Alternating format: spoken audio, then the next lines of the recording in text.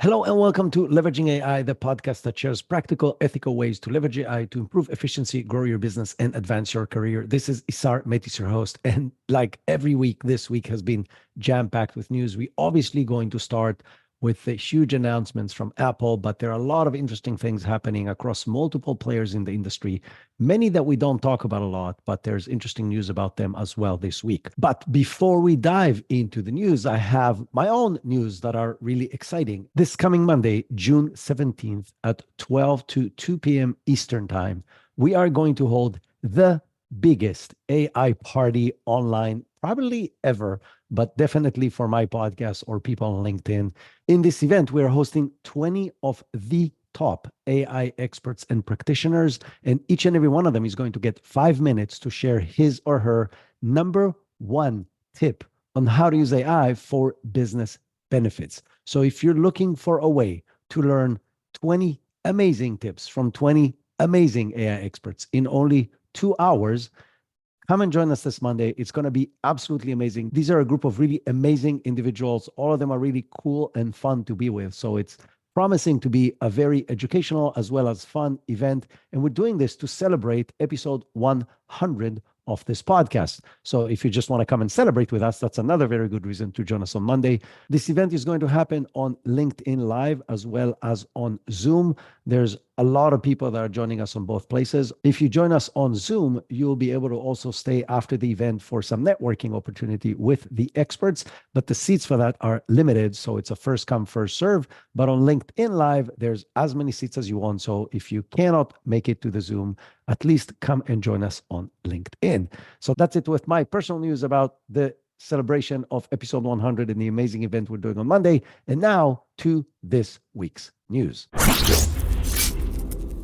So the first thing we're going to talk about is Apple Intelligence. Apple had their Worldwide Developer Conference this week, in which they made the anticipated announcement about all their new stuff, but the focus was obviously their new AI capabilities. We were all expecting that to happen. There were a lot of rumors leading up to the event on what they're going to exactly share, but the outcome is actually very interesting and it's very Apple. So Apple shared what they call Apple Intelligence, which is basically them combining AI features onto everything that they do across all the different operating systems, from their tablets to their Mac computers to obviously iOS and Siri. It's going to be embedded into almost every operation and every aspect of using the Apple ecosystem. And they're solving two of the biggest problems of any AI platform out there. And these are privacy and lack of context. And I want to address both of these very quickly. A lot of people are concerned with where the data is going when they upload information or when they use one of the large language models, and they have the right to do so. Now, many of these models and companies are claiming they're not using your data for training, but yet you are sending a lot of data to them when you're trying to use their models, and then you are at their mercy, if you want, on what they're actually doing with your data or not doing with your data as they're promising. So privacy is a big deal. Apple is solving this in a very unique way. First thing is they are focusing on device operation, meaning a lot of the stuff is happening on your phone, on your Mac, and not being sent to any cloud environment. That obviously means that the data stays local on your device and is not sent to anywhere else. Or if to use the great quote from Apple themselves, we're aware of the data without collecting data.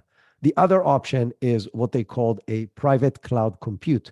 Basically a piece in the cloud that is connected just for you, that is not talking to anything else, that allows the device to use it when bigger, more complex operations are required. The data is sent there, only the data that is required for that particular operation, then it's computed on the cloud, and then the data gets deleted after the event is over. Again, this is Apple sticking to what Apple does best, which is focusing on user data privacy. The other aspect that they're solving is as important as the first one, which is lack of context. All the large language models, the biggest problem that they have is they don't have context. They don't know who you are, where you work, what you like, what your preferences are, what you're trying to achieve, what's your industry, et cetera, et cetera. It just doesn't know any of that. And that's why the whole concept of prompt engineering and writing very long prompts, and now recently OpenAI adding long-term memory between the chats, and so on and so forth. And obviously the promises from Microsoft and Google to eventually integrate all of our capabilities into this universe in order to know more about us, but it doesn't exist yet. So Apple jumps right now to the front of the line with integrating to everything from the Apple ecosystem. Now, for that, you obviously need to be a heavy Apple user. So I use a Mac regularly. That's my computer. I've been using Macs for about 10 years. I use an Android phone, and I use the Google ecosystem for most of my day-to-day as far as office needs. So I'm not fully integrated into the Apple environment. I know I'm weird that way, but a lot of people are using all the capabilities from the Apple ecosystem, from writing documents to emails to iMessages, et cetera, et cetera. And the Apple Intelligence will be able to collect data from all these places in order to give you more specific answers to your needs based on the information that it's collected from all these places. This is obviously huge and provides a lot of amazing benefits. They've also shared as an example for this something that they didn't call an agent, but it is an agent. So those of you who don't know what agents are, AI tools that are more sophisticated that knows how to take a task, break it into smaller tasks and execute them to completion, hence completing the bigger task. And the example that they gave is you asking Siri, when is my mom flight's landing? And what it actually needs to do in the background, it needs to find the message from your mom, whether it's coming on iMessages or email or another type of communication. Find the message, find the number of the flight, go to the web, check the latest information about the flight, then check the traffic that is going to be on the road from your house to the airport in order to give you advice on when to leave in order to pick up your mom. These are multiple steps that you didn't ask for. You just asked for when to pick up your mom after her flight or when she's landing. And behind the scenes, the agent will figure out all the things it needs to do while using information from across multiple aspects and multiple apps that it has access to. So this is the dream. Now, if this dream actually happens, we have to wait and see. The release of all of that is in the fall, which tells me that none of this is actually ready. Because if you go back to the Google event or the Microsoft events from the past few weeks, they said some of this stuff is going to get released in a few weeks. Some of the stuff is going to get released in a few months. In the Apple case, they're saying more than a few months. So the fall is a pretty big time frame that is probably between September and November. That gives them about 6 months from now to actually keep on working on what they shared in order to actually make it work. And even then, we don't know what actually is going to be released and what is not going to be released. We've been seriously disappointed in the past year and a half from seeing amazing demos from companies like Salesforce and Microsoft and Google about things they're going to release that haven't been released yet.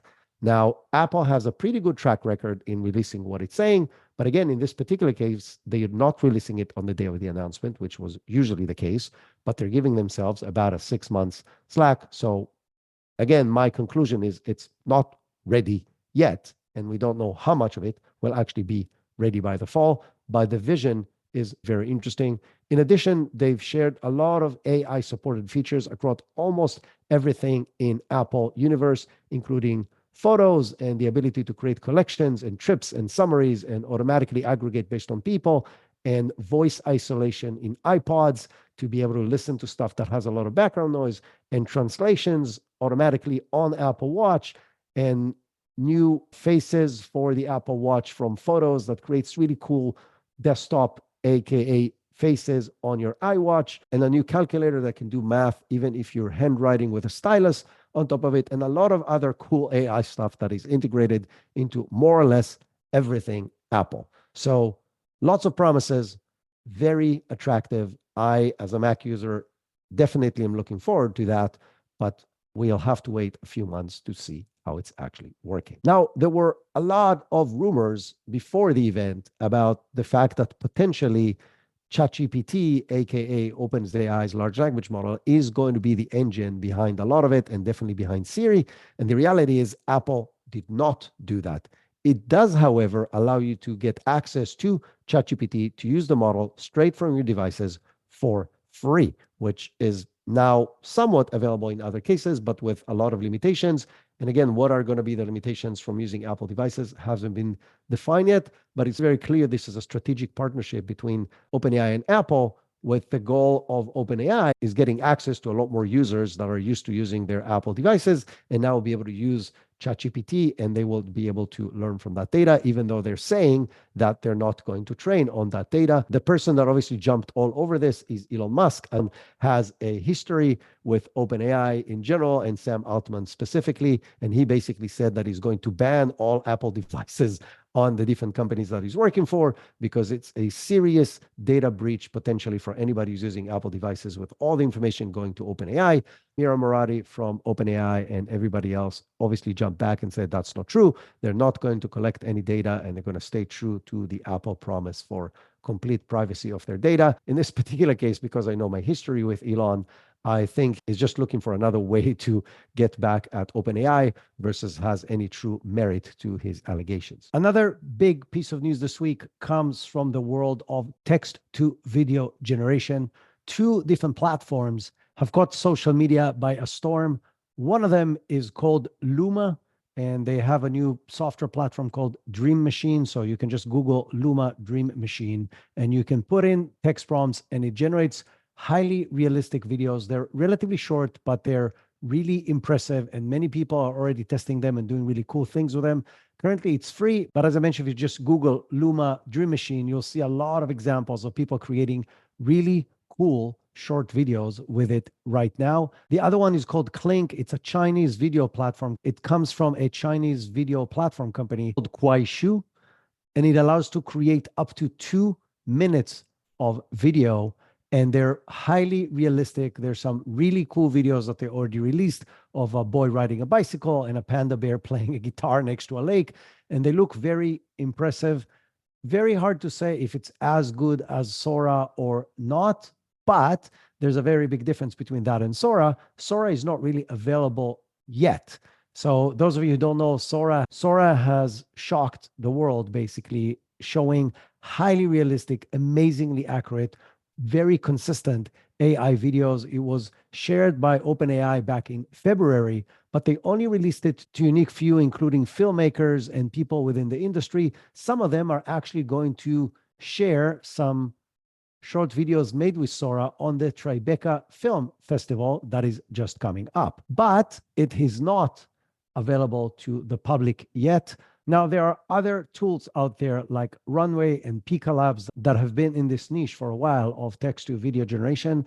Both of them are not as impressive as the tools that I just mentioned. They were earlier in the game, but they were somewhat left behind, at least for now. What does that mean for all of us? It means that the world of video generation from text is going to take a huge leap in the next few months, and it's going to completely explode in 2025. I assume that Sora will be released to the public, maybe with the drive of these new tools, as I mentioned, Kling and Luma, or maybe just because OpenAI will decide it's time.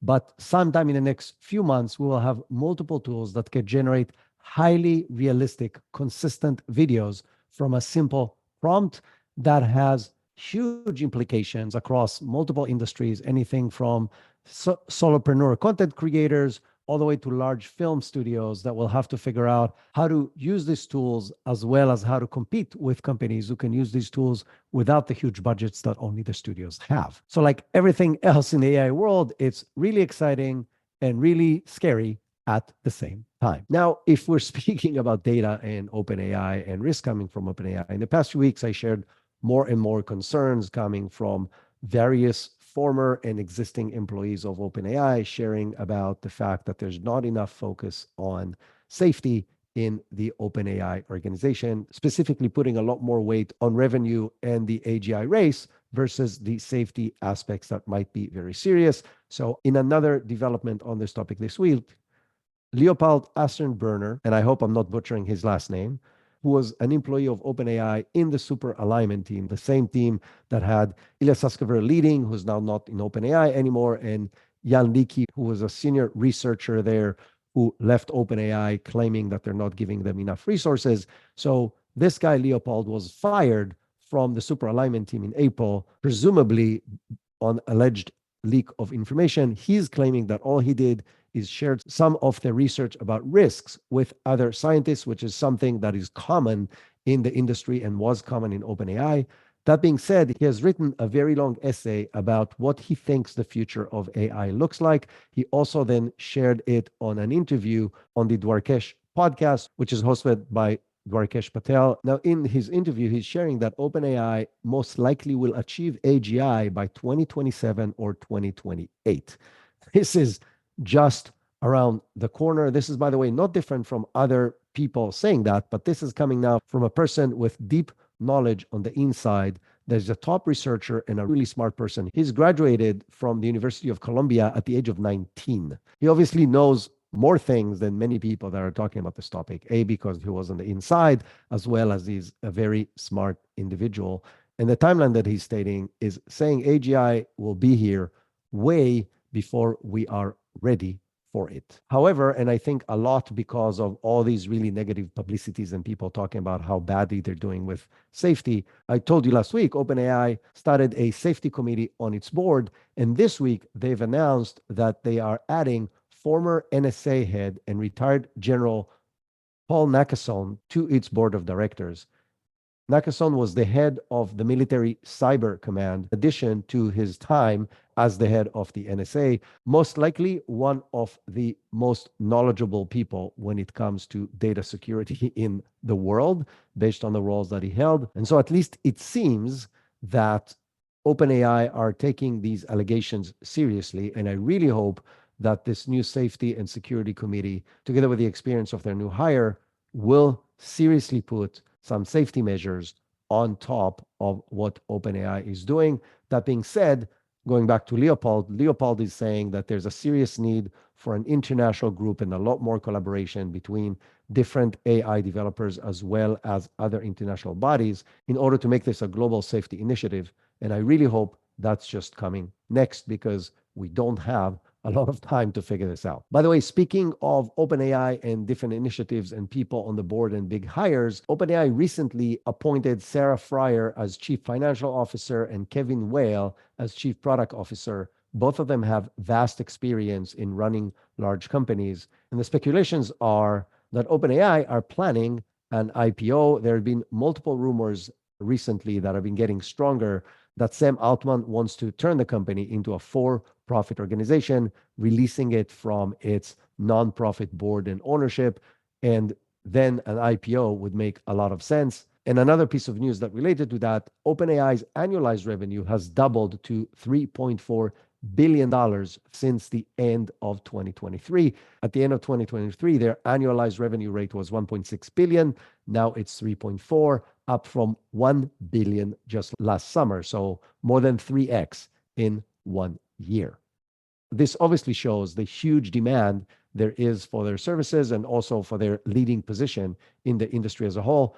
Their partnerships with multiple companies plays a very big role in that, where through Microsoft, they can get a lot of stuff done with large organizations, as well as corporations that are just deciding to use OpenAI Enterprise directly, and we shared several of those in the past several episodes. And the last piece of news about OpenAI also involves Microsoft and Oracle. In a new three-way partnership, OpenAI will be able to use Azure AI platform on Oracle Cloud infrastructure for inference and other needs. This means that it will provide OpenAI more compute capacity. And when I say inference, it means the generation of new content. So not training the models, but actually using the models. They will be able to use Azure, so again, a Microsoft platform, but instead of running on Microsoft infrastructure, it will run on Oracle infrastructure, giving all the parties basically something to be happy about. It means Microsoft can probably free some of its servers for other stuff that it needs. It allows OpenAI to continue growing and potentially avoiding some of the outages that they had in the past few weeks. And it obviously provides Oracle, another huge partner, to run on its data centers. And from OpenAI to Perplexity, I told you several times in the past, I really like Perplexity. Perplexity is a great research tool that integrates very well the abilities to use a large language model combined with web access and web search. But they have been under attack in the past week and a half, and even more so in the past week, by people that are saying they're literally plagiarizing and stealing other people's content. And this week, they've been accused by Randy Lane from Forbes that they have been actually stealing content from news outlets like Forbes and Bloomberg and CNBC without attribution. They're saying that the chatbot, as well as the new Pages feature, is taking datum word-to-word complete passages from existing articles and using them as their own and as their own summaries without giving proper attribution to the sources that have created these articles. Now, Perplexity's CEO, Arvind Srinivas, basically said, it's not a big deal. It's a product feature that has rough edges and we're working to fix it. The problem with that is that A, it's unethical, and B, it's illegal, and they may get in serious trouble for doing that and basically stealing other people's content and making money in the process. Now, to add to that, I'll share something interesting from my own experience. Those of you who don't know, Perplexity shared a new feature called Perplexity Pages, which allows you to create a new web page that summarizes content from across the web on a specific topic. It's a very powerful capability. So think about it like Wikipedia on the fly, where you can create a Wikipedia page with images and connections and links and all the data from the internet summarized into one page just by asking for it. But the interesting thing that happened to me this week in preparation for this, I was looking for information about the new Luma Dream Machine, and a Perplexity page, again, one of those on-the-fly generated pages about this topic, was ranked number 2 in Google search. So after all the snippets and so on, there were 2 organic results, the first one from the company itself, and the second one from Perplexity before all the other articles about this topic. So in addition to the fact they're stealing content, this new feature will drive a lot more traffic to Perplexity instead of to the people who generate the original content, because it's already happening. Where's that going to go? My gut feeling tells me there's a lawsuit on the horizon that will force Perplexity to fix what it's doing and to potentially compensate some of these companies for the damages they've already created. Since I mentioned Google and the impacts on search, I want to share something else about Google. So Google had a big event this week releasing their new Chromebooks, and they've added, as expected, a lot of AI tools into the Chromebooks. This announcement did not make the same buzz as the original Google announcement or OpenAI announcement or Apple's announcement, but they actually added a lot of really great AI tools straight into Chromebook. And that's not wishful thinking. They're actually in there right now. So there are tools like Help Me Read, Help Me Write, Help Me Game, Help Me Hands-Free, Help Me Create, and all of these are built straight into the Chromebook operating system and the different Google tools that are built into it. The Help Me Hands-Free feature is really cool. It literally allows you to operate everything in the computer using just gestures and voice operations.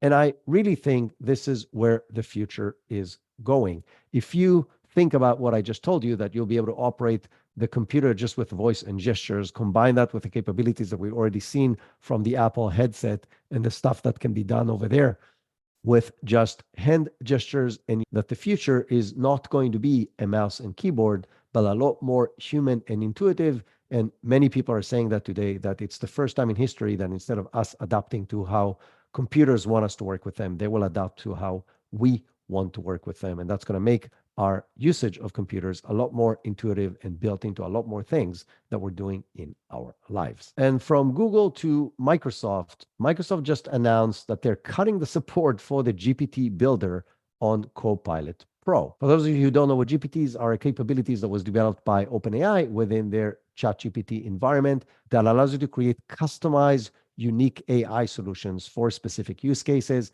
In my business, we probably have 20 of them right now that are helping us to do everything on the day-to-day of the company, and many people have developed them. And Microsoft integrated the GPT building capabilities straight into Copilot Pro, and now they're taking it away. Starting on July 10th, 2024, the company will remove all the GPTs that created, and in the following 4 days, so July 10th to the 14th, are going to remove all the data associated with those GPTs.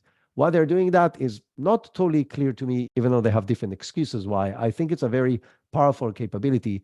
And I assume what they're trying to do is to push people to use their Copilot Studio in order to develop a Microsoft-based solution for creating these customized AI solutions. But the reality is the GPT is a lot easier to build than using Copilot Studio. And they're losing a capability that I think will just drive more people to go to OpenAI and use it on the OpenAI side instead of keeping them within the Microsoft ecosystem. And from Microsoft to Mistral. Mistral is a French AI company that has been releasing open source AI models that are getting more and more powerful. And they had two big pieces of news this week. One is that they are releasing a new tool that allows people to fine tune and customize AI models faster than ever. They're designing these tools for both technical and non-technical users, and early users of this saying that they're seeing significant improvement in customization speeds of these open source models to their specific needs. This is obviously a very serious requirement by multiple organizations who want to tailor these AI solutions into their own internal solutions. And the fact it's open source makes it even more attractive because you can run it on your own servers without sharing it with the universe, meaning from a data safety and security perspective, the ability to run a model on your environment and now customize it very easily is a huge benefit. Now, in addition, Mistral shared that they have raised $640 million at a $6 billion valuation. That's a huge jump from their valuation just a year ago, which was just 240 million. Mistral is definitely one of the bigger players, and on the open source world, there's really two huge players. One of them is obviously Meta, that's been releasing all its models as open source, and the other is Mistral. Both of them are releasing very powerful and capable open source models. I use the Mistral models across several different things that I do, and they're performing pretty well. They're not as good as the top leading models from OpenAI and Anthropic, but they are very good and definitely good enough for many tasks,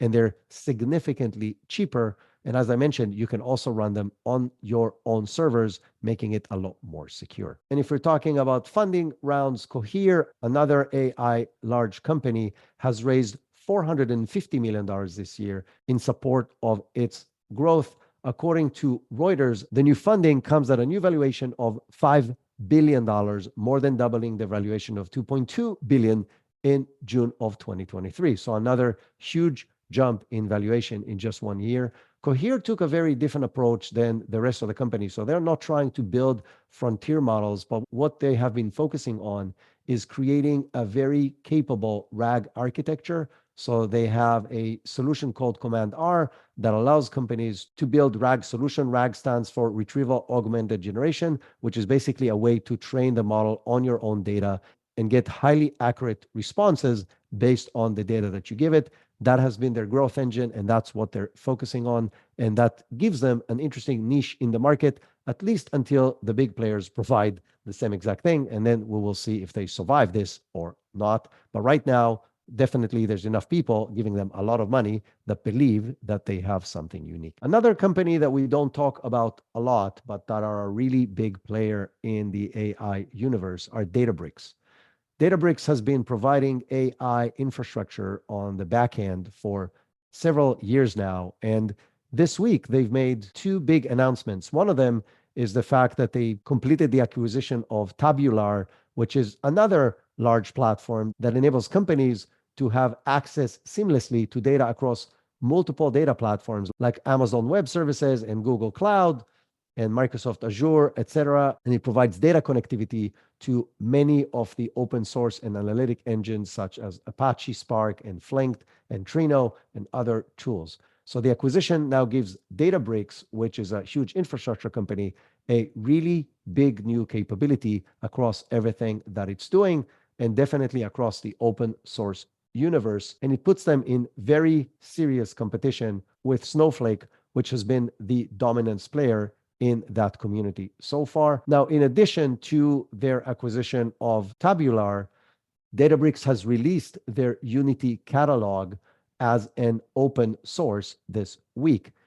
Unity Catalog is a really important tool that their customers have been using for several years that allows customer to catalog any kind of data, whether it's tabular data, unstructured data, AI and machine learning assets, all in a single environment versus having to address them one by one on multiple platforms, which was the solution that existed before Databricks developed this technology. So they're now open sourcing this really important capability that will allow them to grow together with a much larger community and get a lot more accepted in the open source world. In an interesting article this week, McKinsey have shared their lessons learned from developing Lily. So Lily is a tool that was developed by McKinsey for the last 5 years that is an AI-based tool that is helping them gain much faster and more detailed knowledge about their customers, enabling their customers to change their businesses and grow faster. And they mentioned 5 lessons learned from the development of that tool that I think is important to anyone who is going to start any kind of AI project, whether it's large or small. The first one is you need to define the clear vision and the organization's goals. So before jumping in and chasing shiny objects, you want to look at the strategic direction of your company, your strategic goals, and how they might be impacted by changes in your industry and in your niche because of AI. This is something I spend a lot of time with my clients on, and it's something we spend a lot of time in the course learning and working on because I think this is a very important point. So they mention that as number one thing. Number two is assemble a multidisciplinary team. That's another thing that is highly important that I work with my clients on, which is you want to get inputs from anybody in the business because it will allow you to have a better understanding of different needs within the organization that AI can solve. And it also will allow you to have better conversations because people bring different capabilities. And in addition, you will get a champion in each and every one of the departments in your company. So that's number two. Number three is put the user first. They're saying that in the beginning, they focused a lot on the research and development of the tool itself, but over time, they understood that the really important part is that it needs to improve how they work, meaning they had to combine it with the day-to-day of actual people working in the company, which is highly recommended. So again, instead of chasing cool tools, look for what actual needs you have in your business, what kind of tasks you may not even need to do because AI can replace it, or what AI can enhance dramatically that is on the critical path of what you are generating, whether it's a product or a service, and focus on that first. The fourth thing that they shared is teach, learn, repeat. In other words, AI solutions are not a deploy and forget kind of solutions. These solutions can get better and better over time if you invest the time and resources in tracking exactly what's happening within those tools, how people are using them, what they are using, what they're not using, how good the data that it provides, and so on. And by doing so, continuously improving these models. I do this internally all the time. I continuously change my GPTs. I improve my automations. I change my prompt library and so on. This is obviously a very small scale, but you can do these kind of things on any scale in your business, and you should do that in order to get the most out of AI platforms. And the last thing is measure and manage. They have put a lot of metrics in place in order to measure the success and the effectiveness of the tool that they've deployed. In their case, one of the most important KPIs was answer quality, meaning how good was the answer that Lily has generated. And when it wasn't good enough per user ranking and speed, they had to go back and fix the model and retrain it to get better results.